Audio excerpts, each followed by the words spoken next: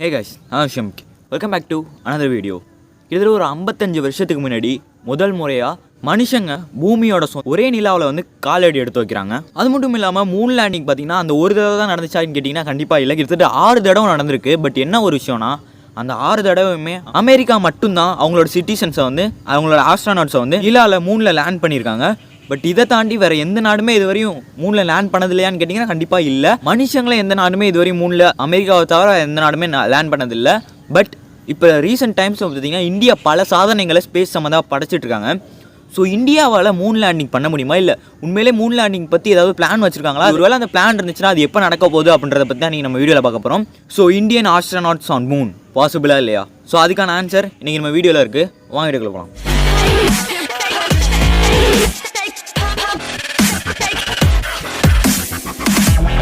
So அந்த விஷயத்தெல்லாம் சொல்கிறதுக்கு முன்னாடி நான் இப்போ இந்தியன்ஸ் ரீசெண்டாக ஸ்பேஸில் நிறைய சாதனை படைச்சாங்க அப்படின்ற மாதிரி சொன்னேன்ல, இஸ்ரோ. ஸோ அந்த என்னென்னு அப்படின்றத சொல்லிடுறேன். ஃபஸ்ட்டு என்னென்னு பார்த்தீங்கன்னா ரீசெண்டாக அவங்க எல்லாருக்குமே தெரியும், கண்டிப்பாக நீங்கள் எல்லாருமே கேள்விப்பட்டிருப்பீங்க, சந்திரயான் 3.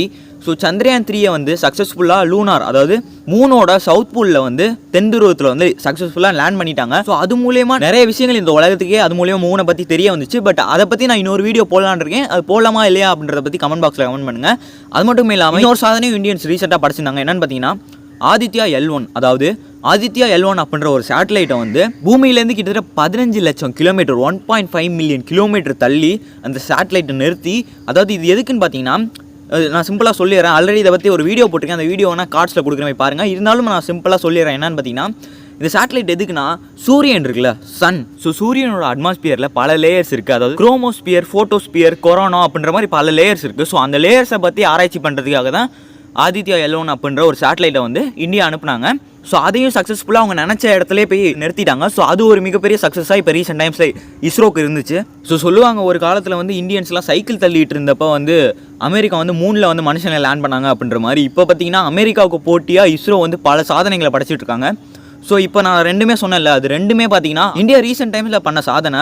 அது மட்டும் இல்லாமல் பல சாதனைகள் பண்ணியிருக்காங்க, மங்கள்யான் அந்த மாதிரி பல திட்டங்கள் பண்ணியிருக்காங்க. கூடிய சீக்கிரம் பண்ண போகிற திட்டங்களை பற்றி நான் சொல்லிடுறேன். அதுக்கப்புறம் அந்த மூன் லேண்டிங்கை பற்றி நான் சொல்கிறேன். என்னென்னு பார்த்தீங்கன்னா இன்னும் கொஞ்சம் நாளில் ககன்யான் அப்படின்ற ஒரு திட்டத்தை வந்து அப்படின்ற ஒரு பிளானை வந்து இஸ்ரோ வந்து எக்ஸிக்யூட் பண்ண இருக்காங்க. அது என்னென்னு பார்த்தீங்கன்னா இந்தியன் ஆஸ்ட்ரோநாட்ஸ் இருக்காங்களா, so people, real humans. So அவங்கள வந்து ஒரு 400 கிலோமீட்டர் அட்மாஸ்பியர் கொண்டு போயிட்டு சேஃபாக கீழே கொண்டு வர மாதிரி ஒரு திட்டம். இது வந்து பார்த்தீங்கன்னா எதுக்காகனா மனுஷங்களை வந்து ஸ்பேஸுக்கு அனுப்புறது வந்து ரொம்பவே டேஞ்சரஸான விஷயம். ஏன்னா பல விஷயங்கள் கரெக்டாக இருக்கணும், அவங்க சேஃபாக திரும்பி வரணும்னா அதுக்கு பல எஃபோர்ட் தேவை. நம்ம ஏனதோனா அனுப்பிட முடியாது. ஸோ அதுக்கு அந்த மாதிரி மிஷன்ஸ்க்கெல்லாம் ஒரு அடித்தளமாக ஒரு சாம்பிள் மாதிரி வச்சுக்கோங்களேன். ஸோ ககன்யான் அப்படின்ற ஒரு திட்டத்தை 2024 நடத்துகிறதா இருந்தாங்க. பட் அது வந்து 2025க்கு தள்ளி போணுச்சு. ஸோ அதுக்கு முன்னாடி பார்த்தீங்கன்னா இப்போ 2023 அக்டோபர் 21 ஒரு டெஸ்ட் மாதிரி பண்ணாங்க. அதாவது ககன்யான் திட்டத்துக்கு ஒரு டெஸ்ட் மாதிரி ஒரு ரோபோட்டை வச்சு, ஸ்பேஸ் வெஹிக்கலில் ஒரு ரோபோட்டை வச்சு அதை அனுப்பி பார்த்தாங்க. பட் அது வந்து ஒரு ஃபெயிலியர் ஆனிச்சு. என்னன்னா இன்ஜினில் ஏதோ பிரச்சனை இருந்ததுனால அது ஃபெயிலியர் ஆனிச்சு. பட் இதே மாதிரி இன்னொரு டெஸ்ட்டை வந்து 2024 பண்ண போகிறாங்க அப்படின்ற மாதிரி சொல்லிக்கிறாங்க. அது மட்டும் இல்லாமல் 2025க்குள்ளே கண்டிப்பாக ககன்யான் திட்டத்தை வந்து எக்ஸிக்யூட் பண்ணி பூமியிலேருந்து ஒரு 400 கிலோமீட்டர் மேலே கொண்டு போயிட்டு திருப்பி சேஃபாக கீழே இருக்கிறது தான் பிளானு. ஸோ அந்த மாதிரி ஒரு திட்டத்தையும் இப்போ பண்ண இருக்கிறாங்க இந்தியா. இதெல்லாம் தாண்டி ஒரு மிகப்பெரிய ஒரு திட்டத்தை வந்து இந்தியா 2035 பண்ண இருக்காங்க. என்னன்னு பார்த்தீங்கன்னா நம்ம எல்லாருக்குமே தெரியும், இன்டர்நேஷ்னல் ஸ்பேஸ் ஸ்டேஷன் அப்படின்ற மாதிரி எங்கள் மேலே ஒன்று இருக்குது, அதாவது ஸ்பேஸில் ஒன்று இருக்குது. என்னென்னு பார்த்தீங்கன்னா மிகப்பெரிய நாடுகள்லாம் சேர்ந்து இன்டர்நேஷ்னல் ஸ்பேஸ் ஸ்டேஷன் அப்படின்ற மாதிரி அமைச்சாங்க. எதுக்குன்னா நம்ம எல்லா தடவையும் எர்த்துலேருந்து அங்கே போயிட்டு திரும்பி வரத்துக்கு ரொம்பவே கஷ்டமான ஒரு விஷயம், கரெக்டாக. ஸோ அதனால் அங்கேயே ஒரு ஸ்பேஸ் ஸ்டேஷன் இருந்தால் இப்போ எர்த்துலேருந்து ஸ்பேஸ் ஸ்டேஷனுக்கு போய் அங்கேருந்து நம்ம டேரெக்டாக அது மூணுக்கோ இல்லை மார்ஸ்க்கோ போகிற மாதிரி ஒரு விஷயம் தான் இருக்கும். ஸோ அதுக்காக தான் அந்த இன்டர்நேஷ்னல் ஸ்பேஸ் ஸ்டேஷன் அப்படின்ற மாதிரி இருக்குது. ஸோ இன்டர்நேஷ்னல் ஸ்பேஸ் ஸ்டேஷன் இல்லாமல் ஐ திங்க் ரஷ்யாவுக்கும் அமெரிக்காவுக்கும் தனித்தனியாக ஸ்பேஸ் ஸ்டேஷன் இருக்குது அப்படின்ற மாதிரி நினைக்கிறேன். நான் ஆல்ரெடி சொன்னல இன்டர்நேஷ்னல் ஸ்பேஸ் ஸ்டேஷன் அது வந்து நாசாவோடது, ஆக்சுவலி அது வந்து அமெரிக்காவுக்கு சொந்தமானது. ஸோ அதே மாதிரி ரஷ்யாவுக்கு வந்து MIR அப்படின்ற மாதிரி தனியாக ஒரு ஸ்பேஸ் ஸ்டேஷனும் இருக்குது. அதே மாதிரி சைனாவுக்கும் ஒரு ஸ்பேஸ் ஸ்டேஷன் இருக்குது. மொத்தமே உலகத்தில் 197 நாட்டில் 3 நாட்டுக்கிட்ட தான் ஸ்பேஸ் ஸ்டேஷன் இருக்குது. ஸோ இதை தாண்டி இந்தியா வந்து 2035 ஒரு ஸ்பேஸ் ஸ்டேஷன் அமைக்கிறதுக்கு ஒரு பிளான் போட்டுக்கிட்டு இருக்காங்க.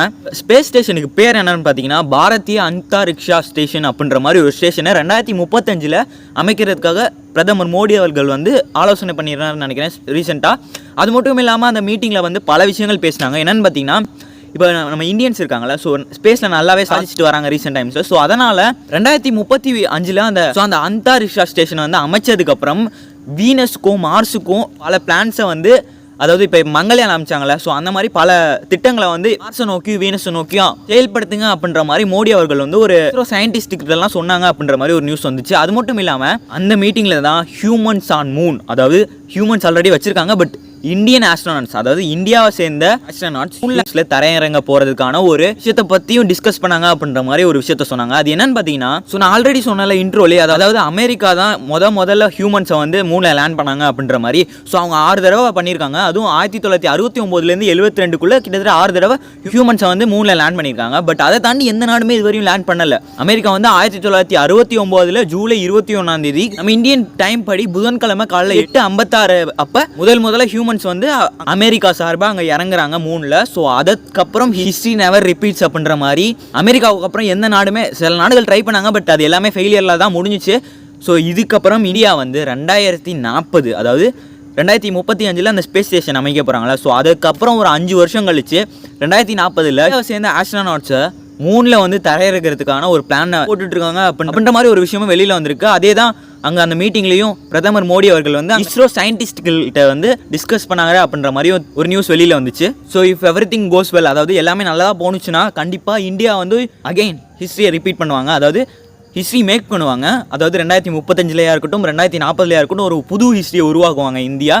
ஸோ வெயிட் பண்ணி பார்ப்போமே, நம்ம பார்க்க தானே போகிறோம். இப்போ தான் 2018 முடிஞ்ச மாதிரி இருக்குது, அதுக்குள்ள 2024 வந்துடுச்சு. சூன் இன்னும் ஒரு 16 வருஷம் தானே, வெயிட் பண்ணி பார்ப்போமே. அமெரிக்கா அல்லாத இன்னொரு நாடு இந்தியா, நம்மளோட நாட்டில் சேர்ந்த ஆஸ்ட்ரோனாட்ஸ் வந்து மூணில் தரை இறங்குறாங்களா இல்லையான்றதை பார்த்துருவோம். அது மட்டும் இல்லாமல் நிறைய இன்ட்ரெஸ்டிங்கான விஷயங்கள் 2040 அப்புறம் தான் நடக்குது. என்னென்னு பார்த்தீங்கன்னா, ஆக்சுவலி இந்த ஹியூமன்ஸ் ஆன் மார்ஸ் அந்த திட்டம் கூட 2040 அப்புறம் தான் எலான் மஸ்க் பிளான் பண்ணியிருக்காரு. ஸோ எல்லாமே 2040 அப்புறம் தான் நடக்குது. வெயிட் பண்ணி பார்ப்போமே இந்த விஷயங்கள் எல்லாமே நடக்குதா அப்படின்ற மாதிரி. ஸோ இதை தாண்டி உங்ககிட்ட நான் ஒரு விஷயம் கேட்குறேன், இந்த ஒரு விஷயத்தை பற்றி நீங்கள் என்ன நினைக்கிறீங்க அப்படின்றத வந்து கமெண்ட் பாக்ஸில் கமெண்ட் பண்ணுங்கள். ஏன்னா இது வந்து ரொம்பவே கிரேசியான ஒரு விஷயம். நம்மளுக்கு வேணால் இது சாதாரணமாக தெரியலாம், பட் நம்ம இப்போ இந்த ஒரு பூமி பந்து அப்படின்ற ஒரு பால்குள்ளே தான் நம்ம எல்லாருமே இருந்துகிட்ருக்கோம், சரியா?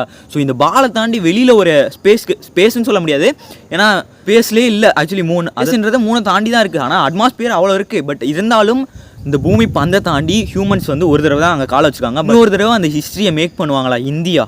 வெயிட் பண்ணி பார்ப்போமே. ஸோ இதை தாண்டி அந்த மார்ஸ் ஹியூமன்ஸ் அது இந்தியான்னு இல்லாமல் இந்த பூமியில் இருக்க ஒரு உயிரினமா, ஒரு மனுஷன் அப்படின்ற ஒரு உயிரினம் வேற்று கிரகத்துக்கு வேற ஒரு பிளானட்டுக்கு போகுமா அப்படின்றதையும் நம்ம வெயிட் பண்ணி தான் பார்க்கணும். அதை பற்றி நான் இன்னொரு வீடியோ மேக் பண்ணலாமா என்னன்றதை வந்து கமெண்ட் பாக்ஸில் கமெண்ட் பண்ணுங்கள். நீங்கள் சொன்னீங்கன்னா கண்டிப்பாக நான் அதை பற்றி ஒரு வீடியோ மேக் பண்ணுறேன். ஸோ இந்த வீடியோ இதோட முடிச்சுக்கலாம்னு நினைக்கிறேன். ஸோ உங்களோட ஒப்பீனியனை வந்து கமெண்ட் பாக்ஸில் கமெண்ட் பண்ணுங்கள். ஸோ இதே மாதிரி நாளைக்கு இன்னொரு வீடியோவில் சந்திக்கிறேன். பாய்.